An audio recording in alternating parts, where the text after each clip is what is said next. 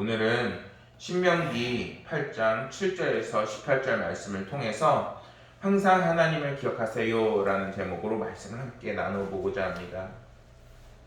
우화 중에 이런 게 있어요. 이솝우화 중에 어떤 곳에 무엇이든지 희귀한 것만을 갖고 싶어하는 임금님이 있었습니다. 어느 날 임금님이 맛이 기가 막히게 좋은 요리를 잡수신 후 감탄을 했습니다. 이제껏 먹어본 요리가 이 중에는 없어. 내가 인생에 살아볼 때 이게 제일 맛있어 라고 이야기하면서 이 요리를 만든 요리사에게 내가 상을 줘야겠다 이렇게 얘기를 했습니다. 그래서 요리사를 불러들이고 요리사에게 물었습니다. 네가 이거를 만들었지? 이렇게 물어보니까 요리사는 임금님의 이야기를 듣고 겸손해했습니다. 임금님, 칭찬해 주시니 대단히 감사합니다. 이 요리는 제가 기술이 좋아서 만든 것만은 아닙니다. 만약 좋은 야채를 파는 사람이 없었다면 어떻게 제가 이런 맛있는 요리를 할 수 있었을까요? 이 사람이 이렇게 얘기를 했다고 해요. 칭찬해 주시려는 좋은 야채를 많이 파는 채소 장수를 칭찬해 주십시오. 이렇게 이야기를 했다고 합니다. 그러자 임금은 채소 장수를 이렇게 불렀습니다. 그리고 나서 임금이 이렇게 말했습니다. 너무나도 잘했다. 지금 내가 음식을 먹었는데 이게 너무나도 맛있어. 당신이 그 채소를 만들었다지? 이렇게 얘기를 하니까 임금님이 이렇게 그 채소 장수가 이렇게 얘기했습니다. 임금님, 그거는 천만의 말씀입니다. 저는 야채를 팔았을 뿐 칭찬을 받을 만한 사람이 아닙니다. 오히려 이런 야채를 기른 농사꾼을 칭찬해 줘야 합니다. 이렇게 얘기를 했다고 합니다. 이번엔 농사꾼을 불렀습니다. 농사꾼에게 네가 이 채소를 길렀지? 너무나도 잘했다. 이렇게 하고 칭찬을 하려고 하니까 농사꾼이 이렇게 얘기를 했습니다. 임금님, 그거는 잘못됐습니다. 저는 그저 손질만 했을 뿐이고 제가 땅을 갈아 씨를 심어도 때에 비를 맞추고 햇볕이 내려쬐지 않았으면 이런 좋은 채소가 나지 않았을 것입니다. 때문에 오히려 이렇게 좋은 농사를 지을 수 있었던 하나님께 감사해야 합니다. 이렇게 얘기를 했다고 합니다. 이 예화가 들려주는 것은 무엇이냐면은 모든 것의 근원이 되시고 우리에게 복 내려주시고 그리고 우리가 풍성히 누릴 수 있게 해주시는 분이 바로 하나님이라는 예화를 담고 있는 것입니다. 사실 추수감사절을 맞이하면서 이번에는 많은 분들이 기쁨보다는 오히려 어떻게 추수감사절을 보내지 하고 걱정하시는 분들이 더 많았던 것 같아요. 왜냐면은 마스크를 쓰고 예배를 드려야 되고 또한 코로나 사태가 오히려 진정이 되기보다는 확진자가 많아지면서 많은 분들이 걱정과 근심이 많았습니다.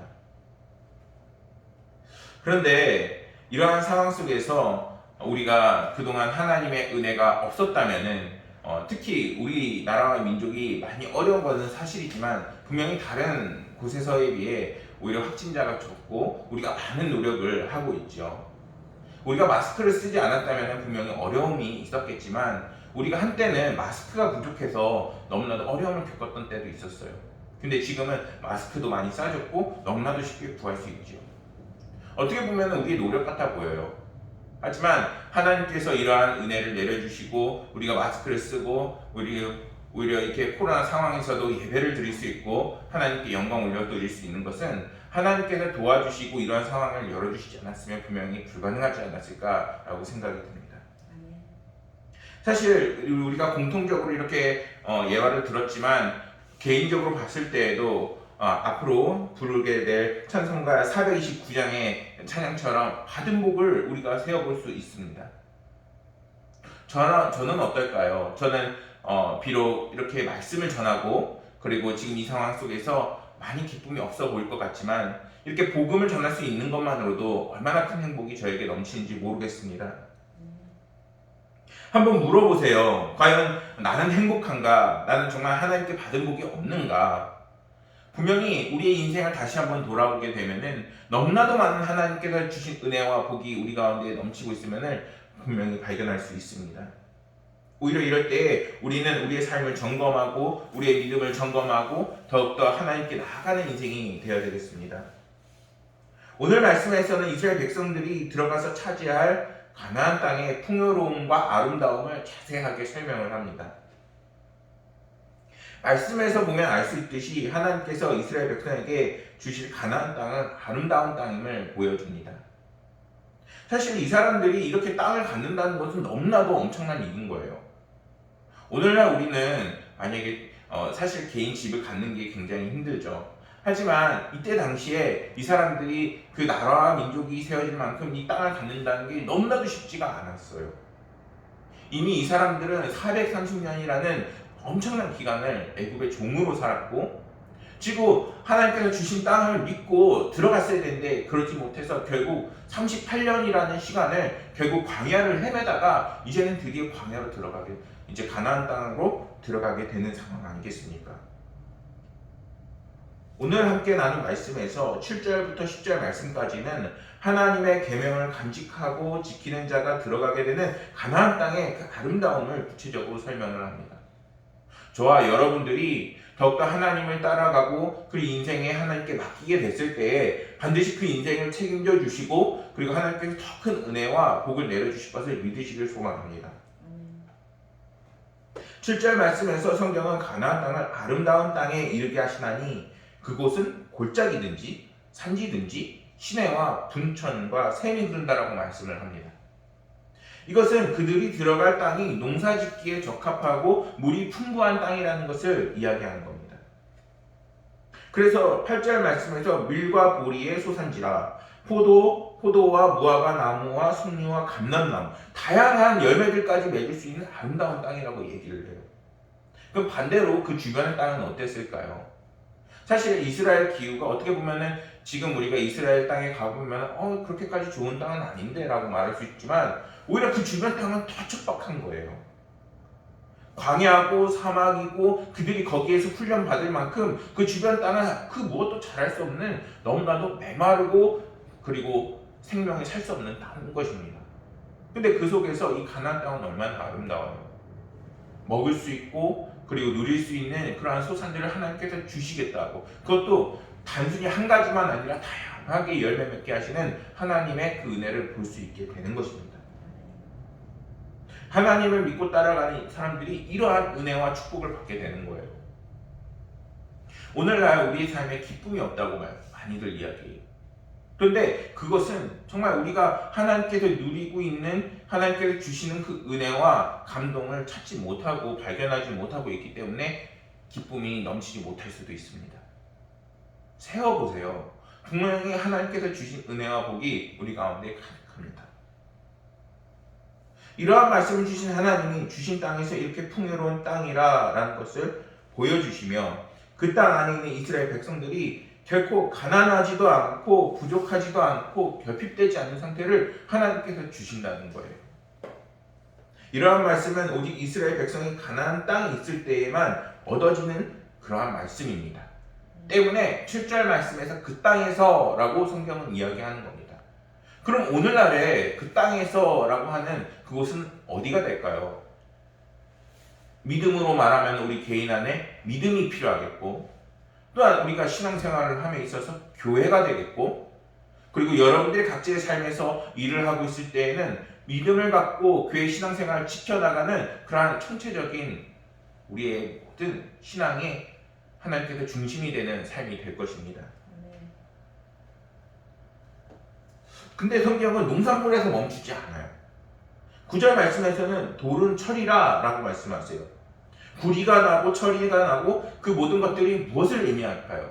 성경에서 말하는 그때는 철기가 무기가 되고 국력이 되는 그런 시기였어요.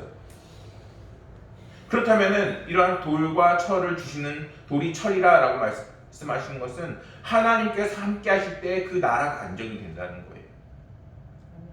오늘날 우리가 겪고 있는 외세적인 어려움, 이런 것들 정치도 잘해야 되고 외교도 잘해야 되고 그런 것 여러 가지를 정말 잘 살필 수 있어야 돼요. 그런데 그 상황 속에서 환경이 열리지 않고 그리고 우리가 너무나도 어려움을 겪고 있다면은 누가 그 길을 열어주셔야 할까요? 맞습니다. 하나님의 은혜가 필요한 거예요. 하나님을 믿는 지도자가 필요하고 하나님을 섬기는 믿고 따르는 지도자들이 지혜롭게 하나님의 뜻에 합하여 그 모든 것을 이끌 수 있어야 되는 지혜가 있어야 되는 것입니다. 이렇게 농산물이나 다른 자원에서도 부족함이 하나님께서 없게끔 이스라엘 백성들에게 복을 내려주십니다. 그래서 10절 말씀에서 성경은 하나님께서 이스라엘 백성들에게 내가 먹어서 배부르고 내 하나님 여호와께서 옥토를 내게 주셨다라고 분명하게 말씀하세요. 옥토, 얼마나 아름다워요. 얼마나 그리워요. 우리의 삶 속에 옥토의 삶이 되고, 그리고 옥토에 있는 그 은혜가 우리 가운데 얼마나 넘치기를 간절히 기도하고 있습니까? 사랑하는 여러분, 하나님을 의지하세요. 하나님께서 반드시 여러분들에게 이러한 삶으로 이끄시게 되는 것입니다. 때문에 오늘 말씀은 하나님께서 자신의 백성들에게 하나님의 말씀을 따라 살 때 더 큰 은혜를 부어주신다는 그러한 메시지가 담겨 있는 것입니다. 요한계시록 14장 7절에 이러한 말씀이 있습니다. 그가 큰 음성으로 이르되 하나님을 두려워하여 그에게 영광을 돌리라. 이는 그의 심판의 시간이 이르렀으니 하늘과 땅과 바다와 물의 근원을 만드신 이를 경배하라. 하나님께서 얼마나 대단한 분인지를 성경은 끊임없이 얘기해요. 오늘날 교회가 많이 세워지고 십자가가 달려있지만 그곳에서 한결같이 하나님께서 어떤 분이심을 분명히 증거합니다. 우리가 이러한 하나님을 믿고 따라야 하는 거예요. 그분은 모든 것을 만드신 이며 경배받으시기 합당하신 분입니다. 결코 우리가 그분에게 헌신하는 것이 아깝지가 않은 거예요. 때문에 10절 말씀에서 찬송하리라 라고 말씀하는 겁니다.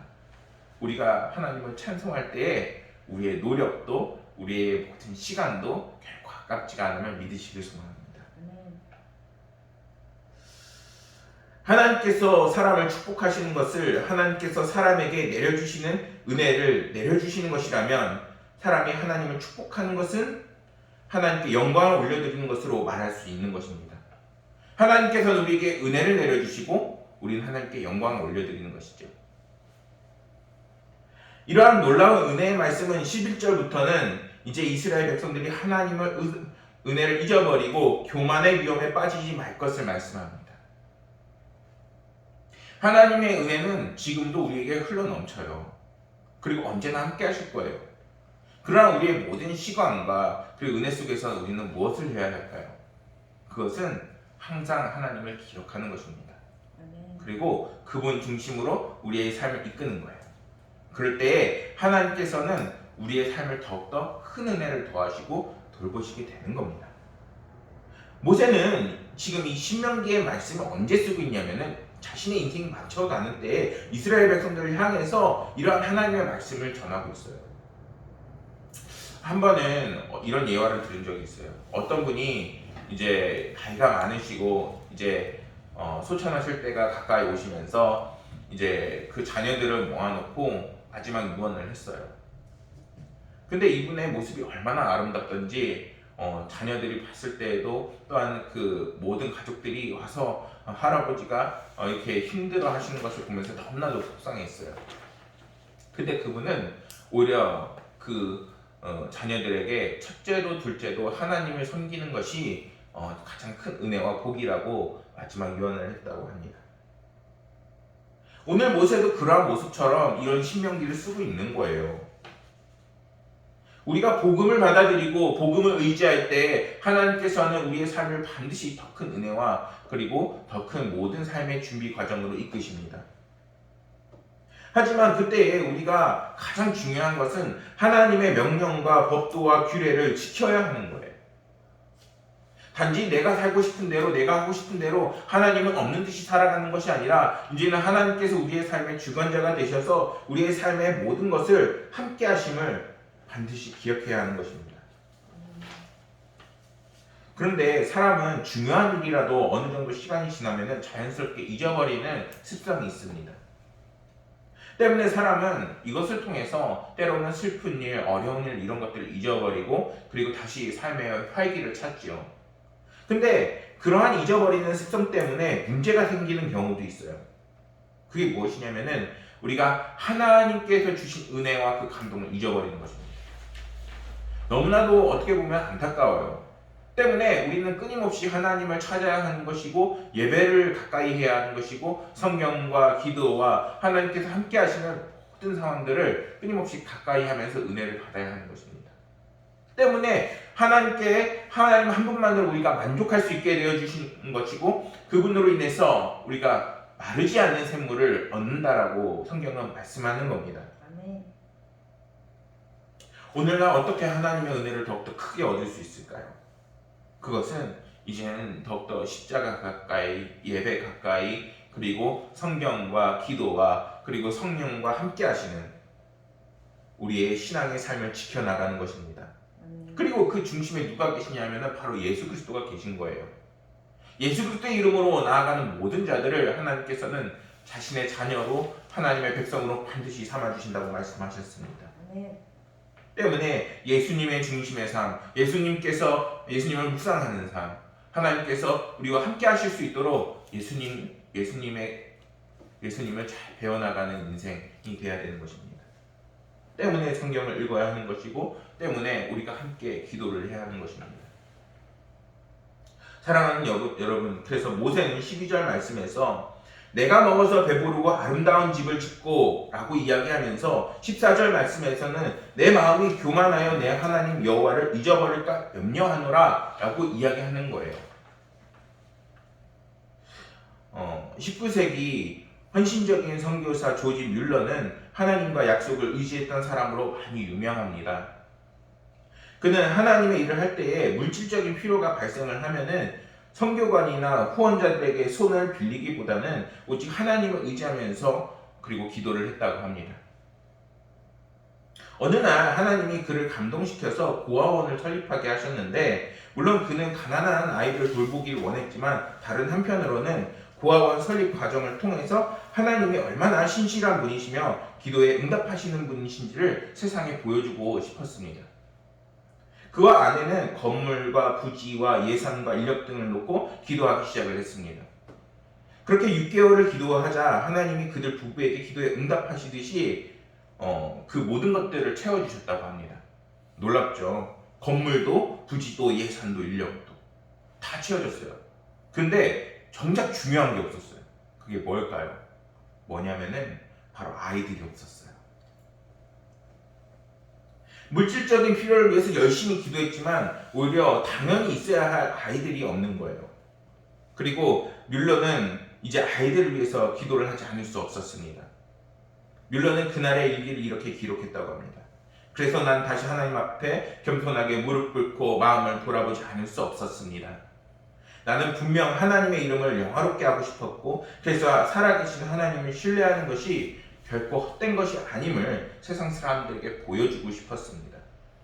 하지만 나는 철저하게 하나님을 신뢰하지 않았던 것입니다. 아이들이 없는 고아원, 그게 무슨 소용이에요? 고아원을 설립했는데 아이가 없대. 뮬러 부부는 이러한 체험을 통해서 다시 한번 하나님을 의지하게 되고 철저하게 하나님 앞에 기도하고 나아가자 더욱더 겸손한 삶이 되어지고 아이들을 보내주시는 놀라운 역사가 일어나게 되는 것입니다. 사랑하는 사람들, 사랑하는 여러분, 하나님께서는 우리 인생에서 오히려 재물과 형통에 대해서 우리가 기도를 많이 하지만 하나님을 향하여 온전히 집중하고 삶을 살 때에 오히려 우리의 삶을 더욱더 넉넉하게 채워주시는 분이심을 믿으시길 소원합니다. 우리가 얼마나 우리 인생에 대해서 기도를 많이 하고 소망을 갖고 미래를 갖고 꿈을 꿔요. 근데 그렇게 기도를 많이 하는 믿음의 사람들도 하나님의 영광을 위해서 기도하는 시간은 그렇게 많지 않다고 해요. 그것이 잘못됐다는 것이 아니라 우리의 삶 속에서 정말 하나님께서 살아계시고 하나님을 믿는 그 믿음이 더욱더 강해져야 하고 끊임없이 성장해 나간 인생이 되어야 함을 분명히 말씀한다는 겁니다. 때문에 믿음은 우리가 죽을 때까지 성장하는 것이요, 그 죽을 때까지 하나님을 만날 때까지 지켜나가야 하는 것이 우리의 믿음인 것입니다. 오늘 우리 추수감사절을 통해서 더욱더 하나님을 바라보고 하나님 먼저 그의 나라와 그의 의를 구하는 하나님의 백성들이 되길 소망합니다. 디모데전서 6장 9절에 이러한 말씀이 있습니다.